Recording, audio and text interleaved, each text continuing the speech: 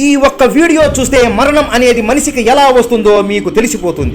ఒక రోజు మహావిష్ణువు శివుడిని కలవడానికి గరుడ మీద కైలాసానికి వెళతాడు. విష్ణువు గరుడతో నువ్వు ఇక్కడే ద్వారం దగ్గరే ఉండు, శివుడు ధ్యానంలో ఉన్నాడు, నేను అలా వెళ్లి ఇలా పని పూర్తి చేసుకుని వస్తాను అని చెబుతాడు. గరుడ ద్వారం దగ్గర కూర్చొని ఉండగా అక్కడే యమధర్మరాజు కూర్చొని అతని ముందు ఉన్న పక్షిని కదలకుండా కళ్ళు తిప్పకుండా ఆ పక్షినే చూస్తూనే ఉంటాడు. అమ్మో, ఈ యముడు పక్షిని కూడా వదలడం లేదా, పాపం ఈ పక్షిని యముడు చంపేస్తాడు ఏమోనని భయపడి దాన్ని కాపాడాలి అని అనుకుంటుంది. గట్టిగా యమా అని పిలుస్తాడు. యముడు పక్కకి తిరిగి చూసే లోపు గరుడ ఆ పక్షిని తీసుకొని వాయు వేగంతో ఒక అడవిలో ఒక చెట్టు మీద వదిలేసి మళ్ళీ ద్వారం ముందు కూర్చుంటాడు. యముడు ఆ పక్షి ఏమైపోయిందా అని ఆశ్చర్యపోతాడు. ఏమైంది యమధర్మరాజా, అలా ఆశ్చర్యపోయావు అని అడగగా దానికి యముడు చెప్పిన సమాధానానికి గరుడని ఆశ్చర్యపోయేలా చేసింది. ఆ పక్షి తలరాత ఈ రోజుతో ముగిసిపోయింది, దాన్ని ఒక పాము మింగేస్తుంది అని ఉంది. అస్సలు కైలాసంలో ఉన్న ఈ పక్షిని ఎక్కడో అడవిలో ఉన్న పాము ఎలా చంపుతుందో చూద్దాం అని